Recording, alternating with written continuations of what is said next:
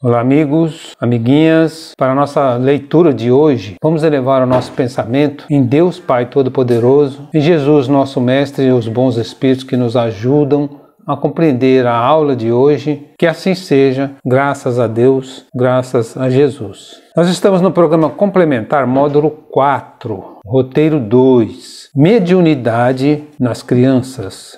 Ao tratar em O Livro dos Médiuns dos inconvenientes e perigos da mediunidade, Kardec indaga ao espírito que o assistia naquela ocasião: haverá inconveniente em desenvolver-se a mediunidade nas crianças? Isso está lá no capítulo 18, no item 221. Em resposta, o espírito diz de modo incisivo: certamente, e sustento mesmo que é muito perigoso, pois que esses organismos débeis e delicados sofreriam por essa forma grandes abalos e as respectivas imaginações excessiva sobreexcitação. Então o Espírito diz que é perigoso para as crianças excitar a mediunidade, e o corpo da criança é frágil ainda, é delicado, e a imaginação da criança seria superexcitada. Toda criança tem a imaginação fértil. Assim, os pais prudentes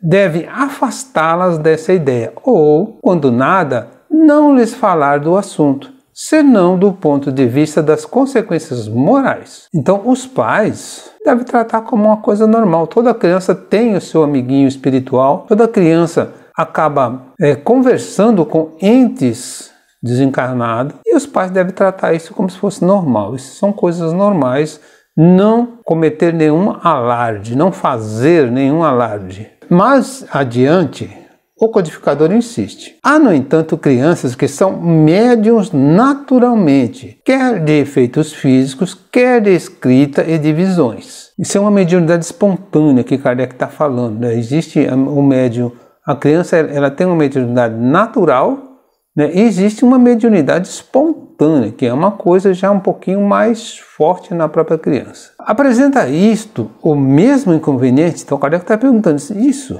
é normal? E o espírito responde: não. Quando numa criança a faculdade se mostra espontânea, é que está na sua natureza e que a sua constituição se presta a isso. Ou seja, o corpo da criança foi preparado para a mediunidade. O mesmo não acontece quando é provocada e superexcitada. Então não se deve provocar e nem excitar. Deixa como está. Posto isso, dois aspectos ficam evidentes. No que diz respeito à mediunidade das crianças, vista sobre a ótica da doutrina espírita, há inconveniência de se estimular o exercício da mediunidade na fase infantil e as manifestações espontâneas dessa faculdade dos pequeninos. Então são dois pontos, né? Então são dois casos, né? A manifestação espontânea e a manifestação natural, ou aquela faculdade que é natural de toda criança. No item 1, inconveniência e perigo no estímulo ao exercício da mediunidade nas crianças. Com efeito, se o exercício da mediunidade requer do próprio adulto disciplina, sintonia com os espíritos superiores, meditação constante, estudo sério e continuado, como exigir que a criança, incapaz ainda de tantos rigores, a exercite de um modo adequado? Então, se para nós, adultos, é difícil se manter uma disciplina, manter uma sintonia, manter um estudo, manter uma meditação, imagina uma criança. Como diz o meu amigo Walter, criança tem que ser criança, tem que brincar e não se preocupar, não ser forçada a nenhuma coisa que ainda não faz parte da sua infância. Educar a mediunidade tem o sentido de colocar-se na dependência magnética, mental e moral de espíritos dos mais variados níveis evolutivos. Desse modo, sendo a criança inexperiente e possuindo um organismo frágil, fica necessariamente exposta aos efeitos de uma aproximação obsidiante. Em relação a este assunto, Kardec diz o seguinte: a prática do espiritismo demanda muito tato para a inutilização das tramas dos espíritos enganadores. Então, demanda muito tato, muito trabalho, né, para se livrar e para conseguir se manter imune dos espíritos enganadores. E isso para uma criança tem que brincar. Se estes iludem a homens feitos, claro é que a infância e a juventude mais expostas se acham a ser vítimas deles. Sabe-se, além disso, que o recolhimento é uma condição sem a qual não se pode lidar com espíritos sérios. Então, o recolhimento também é necessário para que você possa receber um espírito um pouquinho superior. Para a criança, como é que vai fazer um recolhimento na criança? Como que a criança vai fazer a meditação? Então, conselho contrário a excitar ou exercitar a mediunidade nas crianças. As evocações feitas estouvadamente e por gracejo constituem verdadeira profanação que facilita o acesso aos espíritos zombeteiros ou malfazejos. Ora, não se podendo esperar de uma criança a gravidade necessária a semelhante ato, muito de temer é que ela faça disso um brinquedo, se ficar entregue a si mesma. Então tem que tomar cuidado, né, ao excitar a mediunidade numa criança. A criança vai acabar brincando com isso, e a brincadeira nas evocações é um caso sério, não se deve brincar com evocações. No item 2, mediunidade espontânea nas crianças. Se, em contrapartida, a mediunidade espontânea na criança fica claro, conforme foi dito anteriormente, que está na sua natureza e que a sua constituição se presta a isso. Então, quando a mediunidade é espontânea, é clara na criança, é porque o organismo dela está preparado para isso. Futuramente será um médium. Por enquanto, ainda não. Sendo assim, o que é natural tem um motivo a mais para ser tratado com naturalidade, segundo deduzimos das seguintes palavras do Espírito Superior dirigidas a Kardec. Nota que a criança que tem visões geralmente não se impressiona com estas, que lhe parecem coisa naturalíssima, a que dá pouca atenção e quase sempre esquece. Então, se os pais não fizerem alarde, a criança acaba esquecendo, vai dar pouca atenção. Mais tarde, o fato lhe volta à memória e ela o explica facilmente, se conhece o Espiritismo. Então, se a criança futuramente estudar o Espiritismo, vai falar com naturalidade e vai explicar, vai saber o que aconteceu. É certo que, com o crescimento, a criança vai se desligando pouco a pouco das injunções do mundo espiritual, passando a envolver-se mais efetivamente com as ocorrências do plano físico e, como consequência, as manifestações mediúnicas podem escassear-se, ressurgindo principalmente na adolescência, se ela tem um compromisso maior com a mediunidade. Então, como eu disse, se a mediunidade é espontânea e a criança tem um compromisso, depois da adolescência ou na adolescência vai voltar e vai aparecer normalmente já com uma pessoa mais responsável, com a criança numa situação mais responsável. Como exemplo de espontaneidade mediúnica nas crianças, vejamos o que se passou com o médium Francisco Cândido Xavier, segundo Ramiro Gamo. Quando contava apenas 7 anos de idade, entregue pelo pai aos cuidados da madrinha, após desencarnação da genitora, o menino Chico padecia muito com os maus tratos que ela recebia. O que o consolava eram os momentos que passava junto a Maria João de Deus, sua mãe desencarnada, abrigado à sombra das bananeiras no fundo do quintal. Numa dessas preciosas oportunidades, o menino, muito aflito, pediu ao bondoso espírito que o retirasse da casa da madrinha. A mãe, em vista disso, receitou-lhe paciência e, confortando o filho, deu-lhe notícias do pedido que já havia feito a Jesus, no sentido de enviar um anjo bom que tomasse conta dele e dos outros irmãos. Assim, cheio de esperanças, sempre que tinha oportunidade de estar com a mãe, Chico lhe perguntava sobre a chegada do anjo, ao que o espírito serenamente respondia: espere, meu filho. Então Chico sofria muito, com essa madrinha. A madrinha judiava muito dele. E a mãe, desencarnada, prometeu-lhe um anjo. Algum tempo de viuvez, o senhor João Cândido Xavier, pai de Chico, resolveu casar-se em segundas núpcias com Cidália Batista, que logo reclamou os filhos de Maria João de Deus, inclusive o Chico, que se encontravam espalhados por diversas casas. Então essa segunda esposa do pai, a Cidália, ela imediatamente procurou resgatar os filhos que estavam todos espalhados pela família, né? E o Chico, inclusive. Ao ver a criança, Cidália não pôde esconder a amargura surpresa diante das inúmeras marcas estampadas em seu ventre, resultado das torturas causadas pela penetração de pontas de garfo. Assim, sob o impacto da emoção, beijou e abraçou o pequeno, que correspondeu totalmente aos gestos de carinho da bondosa senhora. Após esses instantes distinguidos pela ternura, a madrasta perguntou-lhe: "Você sabe quem eu sou, meu filho?" O menino respondeu prontamente: "Sei sim, a senhora é o anjo bom que minha mãe já falou." Este trecho está lá no livro de Ramiro Gomes, chamado Lindos Casos de Chico Xavier. Item 2.1. As crianças e os espíritos protetores. No prefácio da prece aos anjos guardiãos e aos espíritos protetores, capítulo 28, preces espíritas do Evangelho segundo o Espiritismo,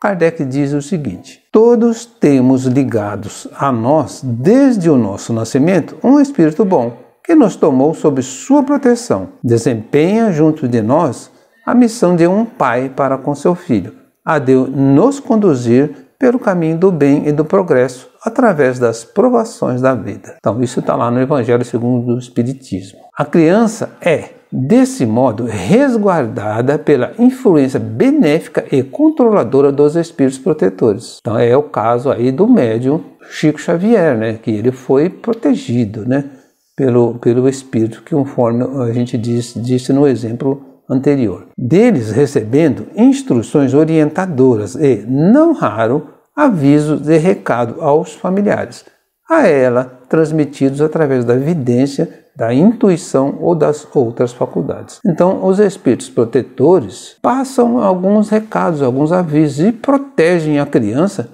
de coisas ou de espíritos estouvados, como ele diz aqui. É o que também podemos observar no seguinte relato da médium Ivone do Amaral Pereira. Aos 4 anos de idade, já eu me comunicava com espíritos desencarnados através da visão, da audição. Via-os e falava com eles. Eu os supunha seres humanos, uma vez que os percebia com essa aparência, e me pareciam todos muito concretos, trajados como quaisquer homens e mulheres. Ao meu entender, de então, eram pessoas da família, e por isso talvez jamais me surpreendi com a presença deles. Uma dessas personagens era-me particularmente afeiçoada.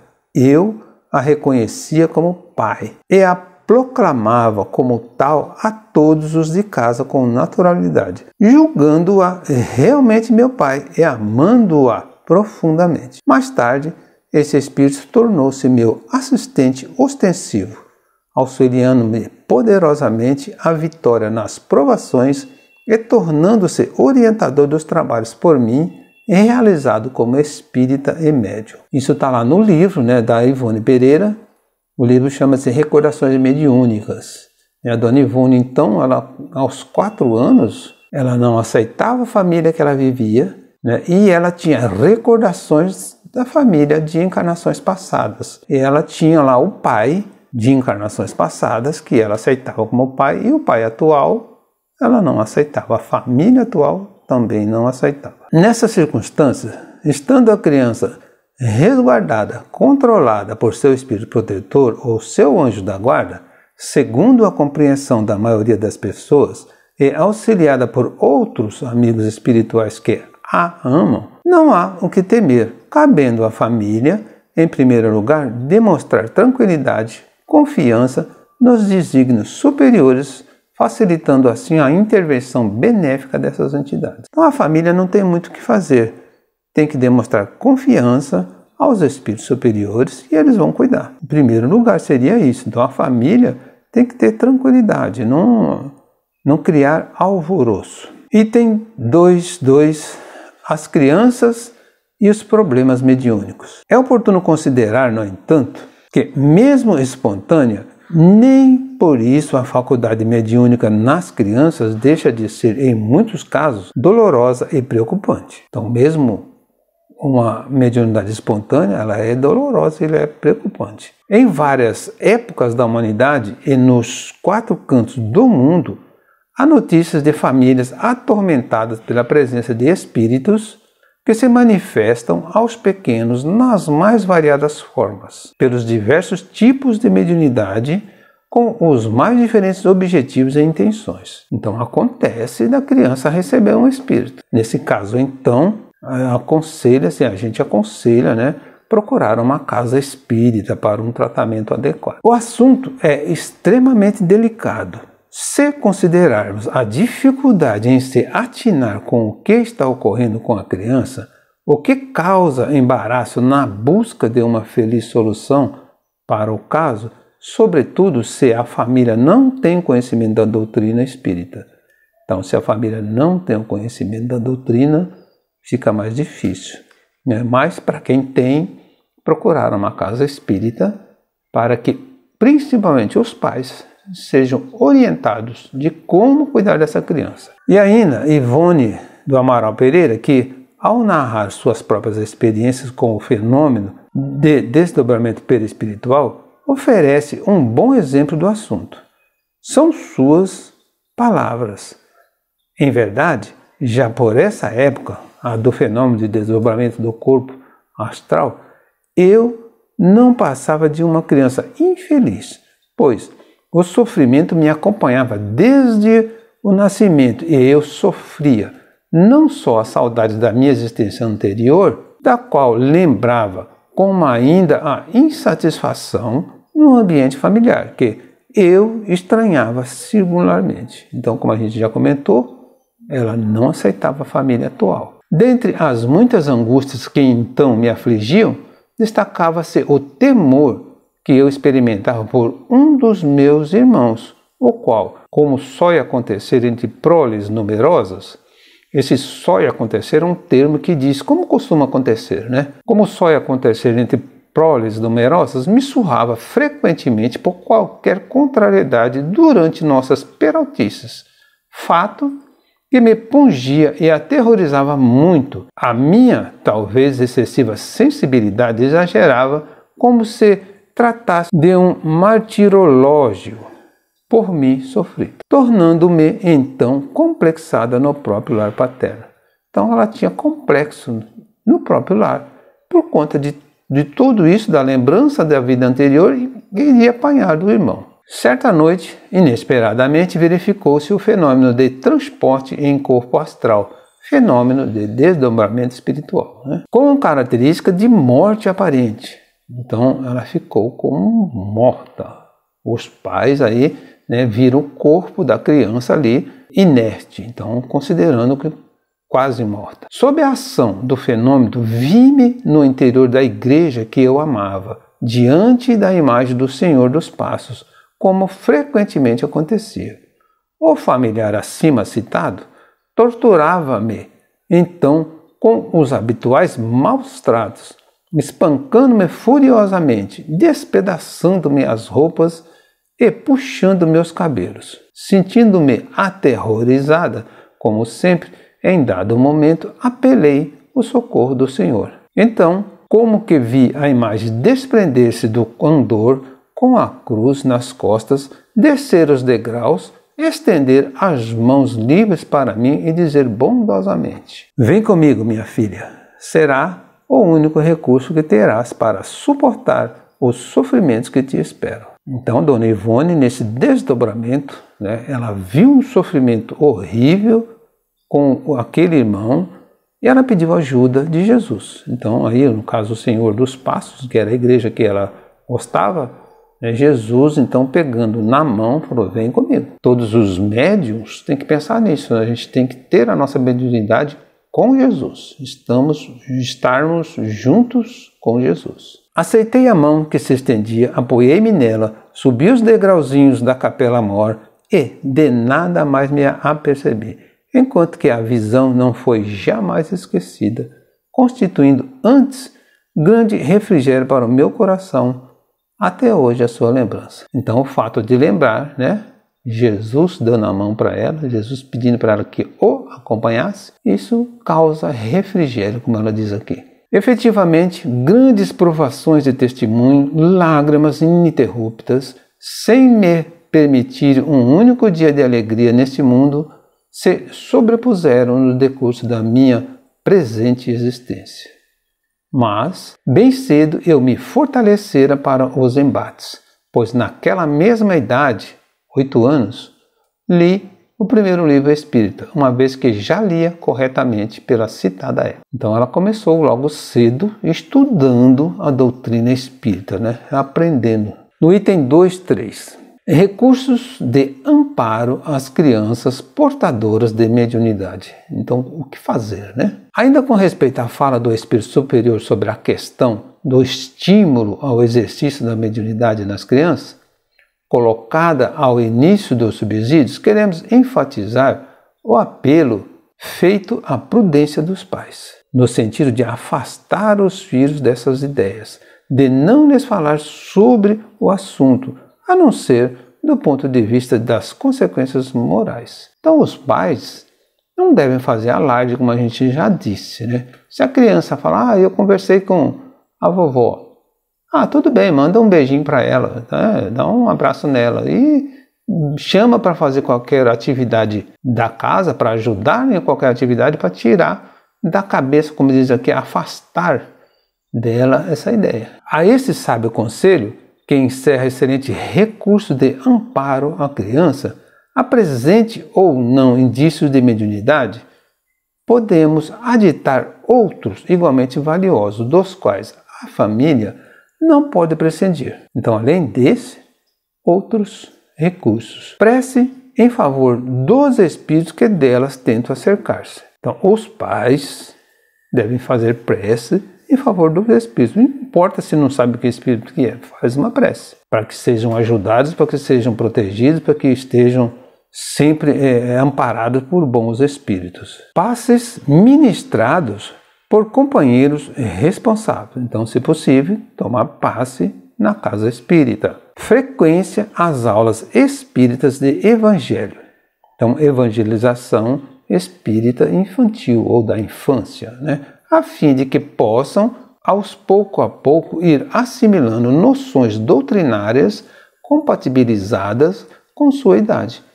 Então, o evangelho, segundo o espiritismo, ou a evangelização infantil, ela tem que ser colocada de maneira a ser compatível com a idade da criança. Não pode falar coisas muito avançadas e dosando o conhecimento do evangelho. É igualmente importante para o equilíbrio dos familiares e da própria criança a oração em conjunto no lar, com o objetivo de reunir a família em torno dos ensinamentos evangélicos, à luz do espiritismo e sob a assistência dos benfeitores espirituais. Isso está lá no folheto do Evangelho no Lar, da FEB. Mas toda casa espírita tem um folhetinho que instrui os pais a fazer o Evangelho no Lar, e fazer com que a criança participe desse Evangelho no Lar. Se repetindo o Eclesiastes aí seria o pregador, o professor. Então, se repetindo o Eclesiastes, tudo tem o seu tempo determinado, e há tempo para todo propósito debaixo do céu. Seus frutos precisam estar sazonados e maduros para serem colhidos e saboreados. Assim também, os pais da terra, seguindo os ditames da própria natureza, devem esperar a época oportuna para que os filhos exercitem a mediunidade no cumprimento de deveres sagrados assumidos no mundo espiritual antes de reencarnarem. Então, no caso da criança ter aquela mediunidade espontânea, os pais devem entender que tem que se dar tempo ao tempo. Ninguém deve ficar excitando a criança a receber mediunicamente alguma comunicação. Não se deve forçar de maneira nenhuma a mediunidade nas crianças. A melhor maneira, como a gente já passou aqui, é prece para os irmãozinhos, evangelho no lar e evangelização infantil. Isso ajuda a criança a entender um pouquinho e auxilia aos pais para que consigam tratar bem essa situação. Encerramos aqui a nossa leitura de hoje. Agradeço a todos que nos acompanham, que Jesus nos abençoe.